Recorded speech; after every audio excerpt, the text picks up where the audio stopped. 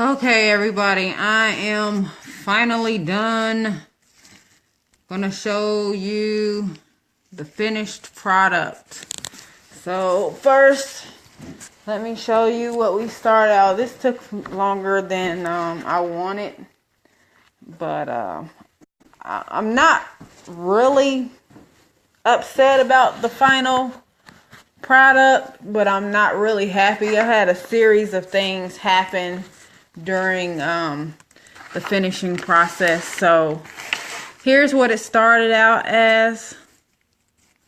This right here, the green and the yellow and black blank, and here is the final product.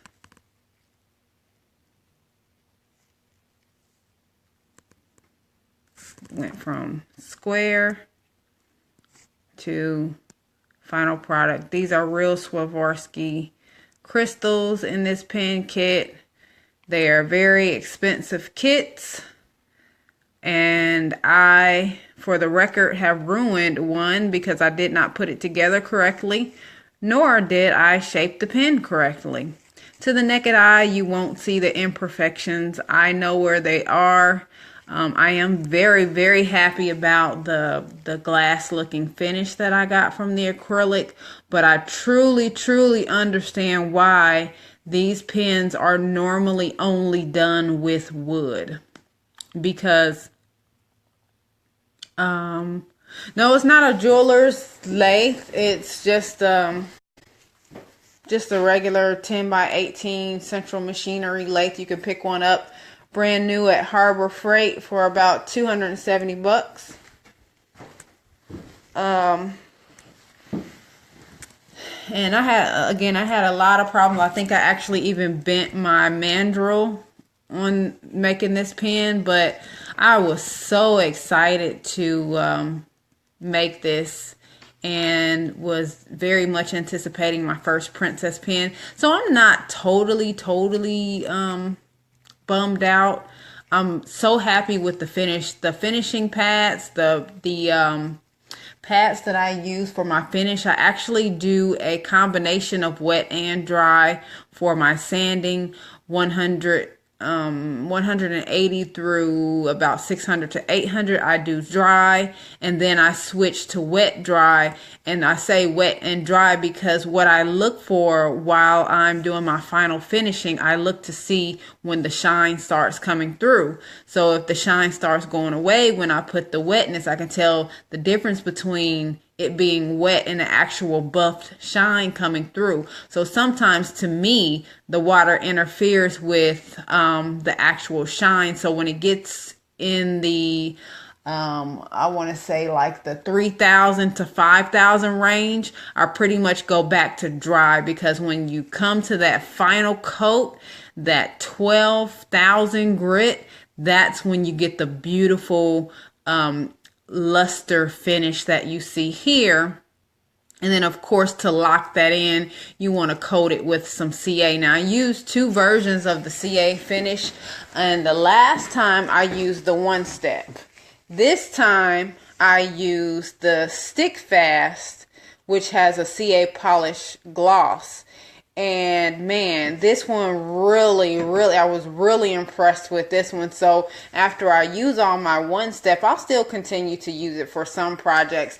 But I think for the princess pen and the more expensive pen kits, I mean, I still need to practice a little bit. But for the more expensive pen kits, I am going to use the smaller bottle, the CA Stick Fast, because that brought out the best shine in my opinion. So I don't know if you can see it. There it is right there. Beautiful shine on there. I'm very happy.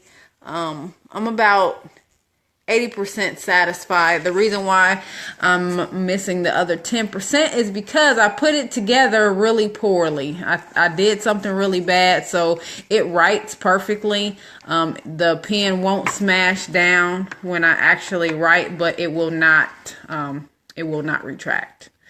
So I jacked up the transmission some kind of way. I think I just put it together backwards. But the next time I'm actually going to look at another tutorial and see what order they put it on, because I mean it's put together right, but the order that I put the parts on was it was just terrible. And I kind of knew I was doing wrong. It just didn't feel right. Anyway, so here are the imperfections. I don't know if my camera will pick them up. If I can focus, they're right up in here. It's where I had my blowout on the last one, on this top part. And this is why I understand that most princess pins are done with wood and not with the acrylic, because you have to get this thing so thin, and you can probably see the imperfection at the tip too. Can you see that? Where it's kind of like off-centered. And I think that may have something to do with the way I'm drilling my holes, the way I'm pushing them through. I'm not getting a true hole, so therefore everything is kind of off-centering a little bit, but I don't know. That may not be it, but it could be. Again, I think I did bend my mandrel, but I had a lot of fun learning with this. I actually, to be honest, I have not seen anyone on any video do a princess pin in acrylic. So I kind of understand why, because the wood will give a little bit more than the acrylic. Once you blow out on acrylic, it's pretty much over and done with. I was able to save the edges a little bit with the CA. You can't really see it, but there's a lot of cracking. Let me see if I put it up against this black, you'll be able to see it. You still can't really see it. This poor camera quality just blows it all out. There we go. Still can't see it, which is really a good, there it is. Okay, now do you see it? See where I have the cracks up there at the top? There they go. So that's one of the major imperfections in it. But again, I'm about 80% satisfied with it. I will also be giving this one away. So give me a couple of days to a week or so, and I'll decide how I'm going to do it. If you haven't already, go over to my page, Pin Classy. And that sounds spelled just the way it sounds, Pin Classy. You'll see a couple of my beaded pins, and like that page for me. And that's where I'll actually be doing the giveaway, not on my personal page. But I want to thank you all for watching. I know several of you dropped in while I was actually just grinding away on the lathe. It's pretty boring to watch. But I tell you what, if you need a stress reliever, if you need something to, get you to that place where nothing matters and it kind of takes you out of your normal day-to-day busy element, and you get to a place where you can have a little bit of peace of mind and meditate, whether it be on your religion or just reflecting on how things are going in your life. I tell you, pin turning is a fabulous hobby to pick up. It really is, because it just relaxes you, and the oscillating of the lathe is so comforting, and the whole process, and then you get to see your beautiful finished product at the end, and hopefully make somebody happy with it. A lot of people, when they do these, especially the princess pins, I know some people in the Pin Turners organization, they actually sell this particular pin to local jewelry stores. Once I perfect the process, I may approach a jewelry store and ask them would they like to carry my pins. But I want to wait until I'm able to personalize and engrave and make my own blanks. That way I can do custom colors and all kinds of cool things. I'm learning so much. My next endeavor is going to be learning how to use a pressure pot. I'm going to take a paint spray pressure can, and I'm going to convert that into a pressure pot. If you buy a pressure pot already assembled, it's like anywhere from $300 to $1,000. But if you go to Harbor Freight and pick up a pressure pot that's used for painting and spray painting for about 99 bucks. You can spend an extra $10 to buy the adapters and the accessories in the plumbing department to create a pressure pot. And what the pressure pot does is create these blanks.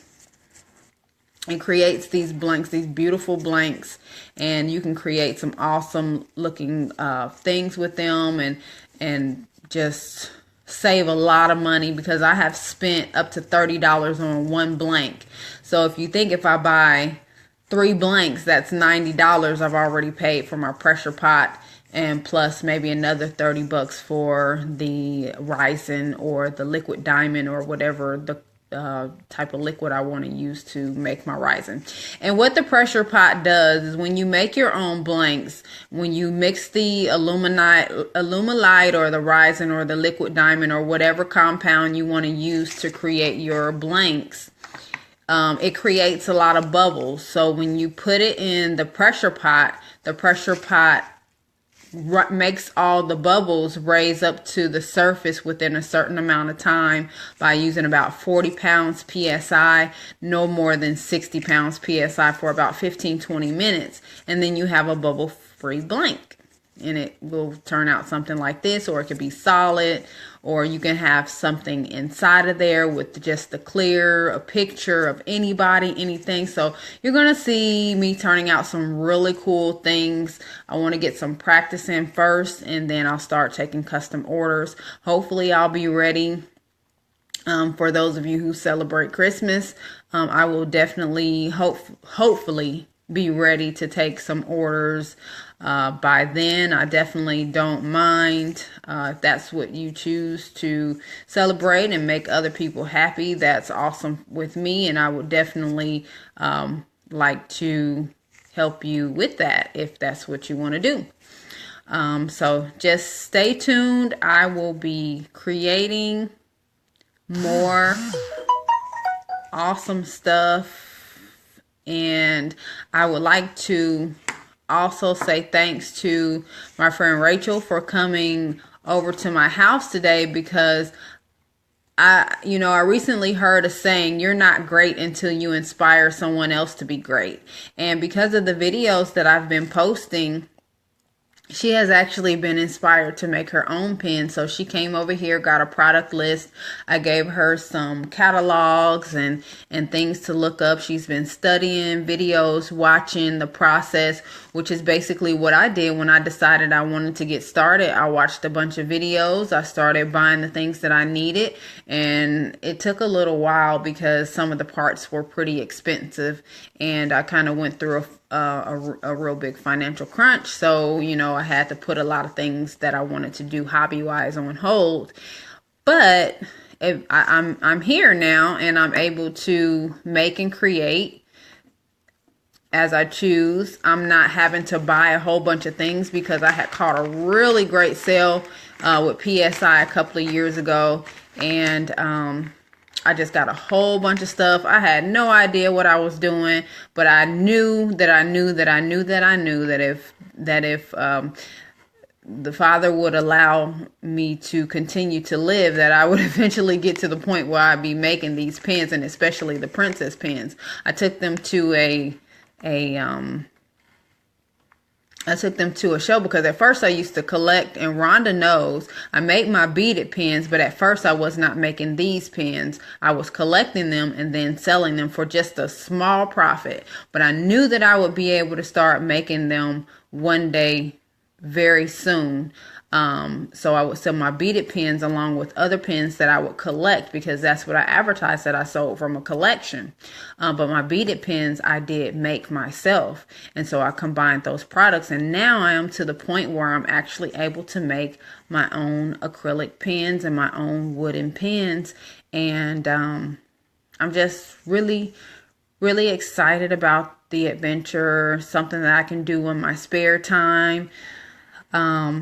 And for those of you who collect pens, hopefully you'll stay tuned and keep an eye on some of the things that I'll be doing. And also Rachel will probably be joining me with a lot of stuff pretty soon, because we always get together and do like pretty creative and funky things. So just watch out for that. And I'm looking forward to hopefully she and I getting together and just tag teaming and keeping videos coming out on YouTube to inspire other people. Because what I've noticed is there is a certain demographic that doesn't have a huge interest in pin turning.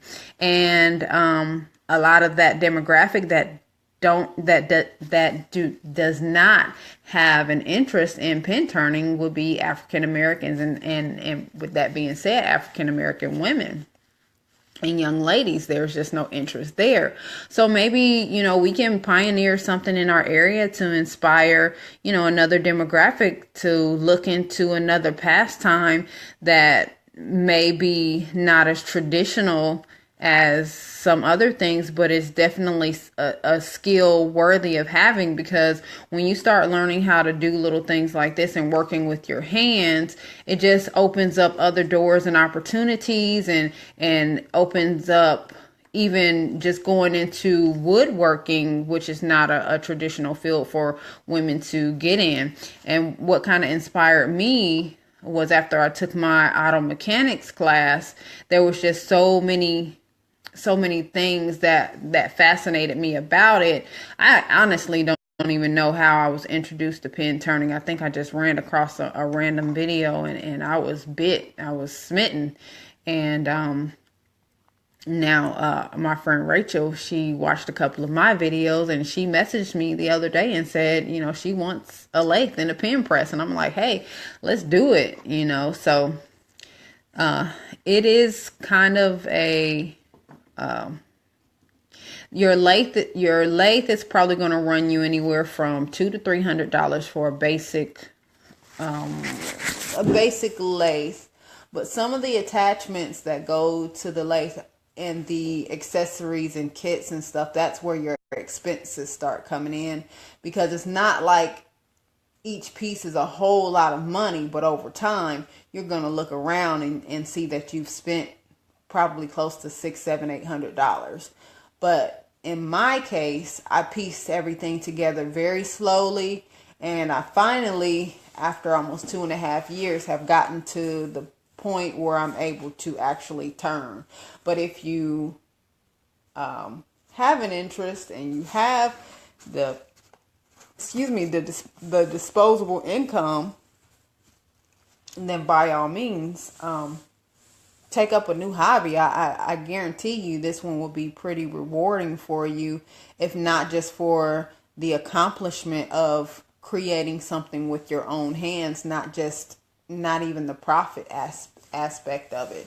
Let me show you a little bit of the things that I did have to buy, and I'll give you some price points. And again, I did not buy everything all at one time. My lathe, again, was about $250 at Harbor Freight. If you shop at Harbor Freight, whether you have it shipped or whether you go in the store and buy it, I don't think they have these in our local store here in Columbus. But I do notice, because we do have a pin turners club that meets once a month here, I can never catch them because I'm always at work. And then, I hear a lot of good things about them. But again, I can never really go to the meetings because I'm always at work or I either forget. They actually let you use their equipment and they teach you, and it's like $10 a month for the membership. And you can buy wood from the people there, and you can buy already made pins. So it's a pretty good little thing. But again, not really to say a concern, but my interest is in exposing another demographic, mainly African American women and also men and children, and to pin turning, because it is just such a wonderful thing. So again, let me show you some of the things that after you purchase your lathe you will need. First of all, you will need some carving tools. You don't have to get really fancy, but if you plan on dealing with acrylic, you will need a carbide tool. A carbide tool is this little doohickey here. And as you can see, it has a little wheel in the middle of it. The good thing about the carbide is you can rotate these 4 squares, and once they all dull out, you don't have to buy this whole thing over again. All you have to do is replace the blades, and you can buy the blades in like packs of 4 on eBay or something like that. You're going to need a mandrel saver. This right here is a mandrel saver. This is not the stock mandrel that this came with. This is about 25 bucks. The way that it's made, it actually keeps your mandrel from bending, from over tightening. You can still bend it. I mean, anything is possible. I actually think I may have even bent this one. But this comes with it. So what happens is when you put your pin on, it decreases the amount of room that you have at the top. So if you have it tightened like this, it's going to be hard to really bend it because you have such a tight encapsulation around here. But again, it is still possible. You just have to be careful. This is not the stock. This is not stock either. So I think I had to purchase it. This came with the a dead center, the one with the point on it, not with the hole. I bought some mineral oil. This is good to keep your machine chassis lubed up and keep it from rusting. Of course, you want to get your blanks. I probably spent about 70, 80 to 100 bucks on my different blanks. Some Ultra Shine or something similar. This is for wood, but some people, it's a wax polish. Some people use it for acrylic too, I believe. But when you use this, it will make your wood, if you use it right, you can make your wood look just like plastic. Some CA glue. This is just regular super glue, but this consistency is medium. I need to get the thick one and the thin one just for different types of projects. Again, this, for the more expensive pens, I found this to be a better CA finishing polish than this one. This one is pretty good. I'll still use it for some of my mediocre projects, but I was very impressed with this one. It's glossy. They also have one that's a non-gloss finish too, and that may come in handy, but I guess since I'm into the blingy, I like the gloss too. Always keep some water handy when you do your wet dry sanding. I had to use some of this. I do not recommend this or WD-40, but I got into a desperate situation and I couldn't figure out how to get my faceplate off, so I used this. It does have a little bit of silicone on it, so it will give your bearings or whatever you want to use it on a little bit of coating. It's not the worst thing, but I've heard tell on lots of videos, or I've seen people say on a lot of videos, keep WD-40 away from your machine. Sandpaper. As you can see, I have 180 grit all the way to 12,000 grit. Some people stop at about 1,500, but actually I have found that using the 12,000 grit, that if I ran out of CA glue, I would still have enough polish and shine on my pens to look just as good as one that's been polished. You just have to polish it a little bit longer, but you can still get a nice glossy finish.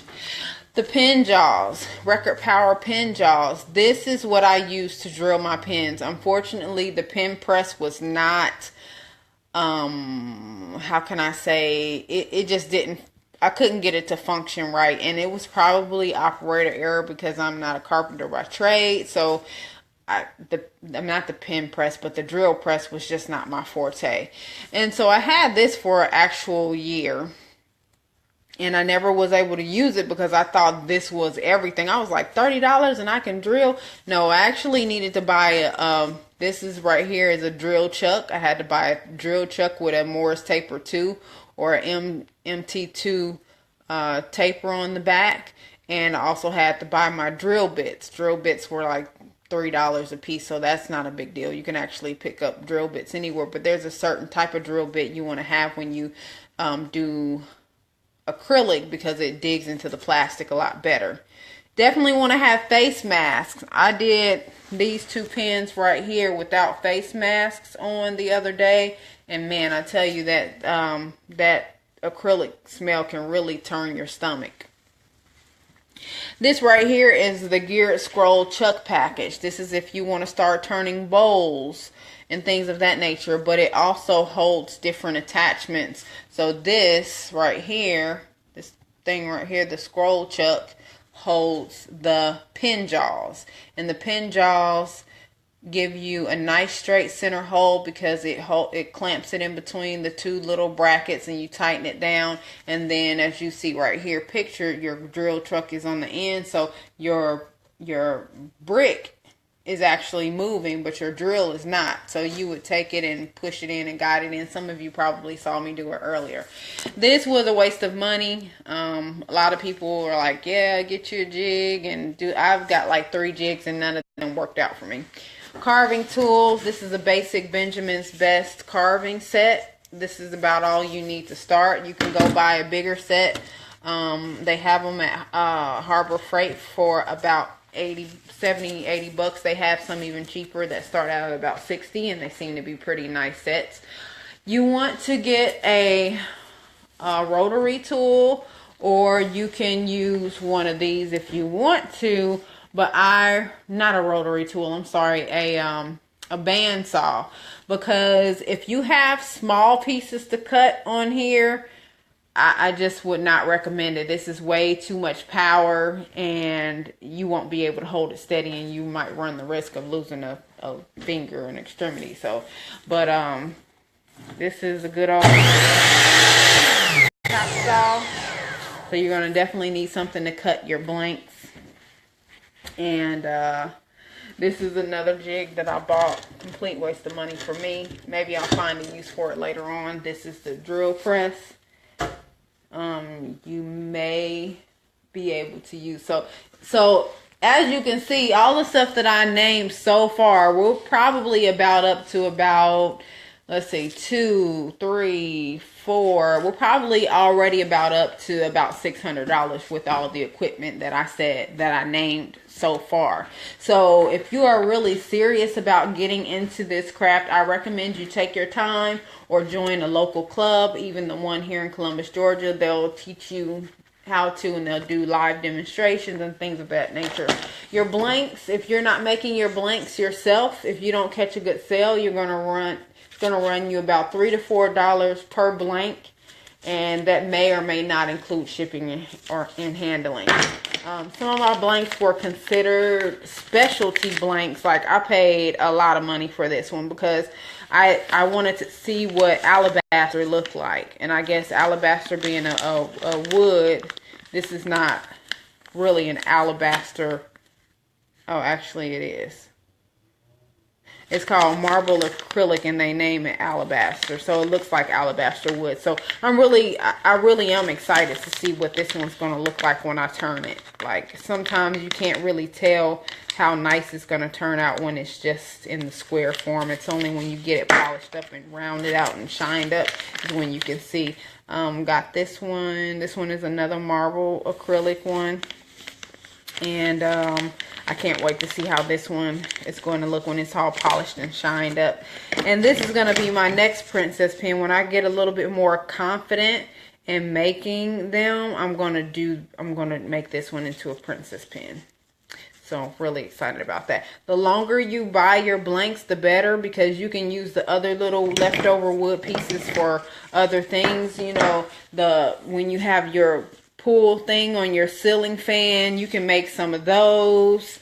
You can make wine bottle stoppers. You can make all kinds of stuff. It's just, there's no limit. So what I would recommend if you are interested in getting into pin turning is to start looking at videos first. Start looking on eBay for used equipment, but research the value of buying something used versus new, because you will definitely want to do your research, because that's something that nobody else will do for you. And again, just a final show of what I have been working on since about 8 o'clock this evening. It's probably about midnight, so about 4 hours, but it wasn't nonstop, only because I had a few little issues happen during the process. This top part, my first one, blew out, but fortunately I had bought some extra tubes to go in, so I just started the first part over. I was having some issues with the lace holding my blank still. I was dealing with that, and so I couldn't get a smooth cut on one portion. But other than that, I'm really pleased. And again, I thank you all for watching. I know I'm like super duper long-winded, but I am getting ready to get in the bed and enjoy a movie before I have to go to work tomorrow. So thank you all again. I'm gonna clean up my mess, and hopefully you can join me on another video one day. Good night.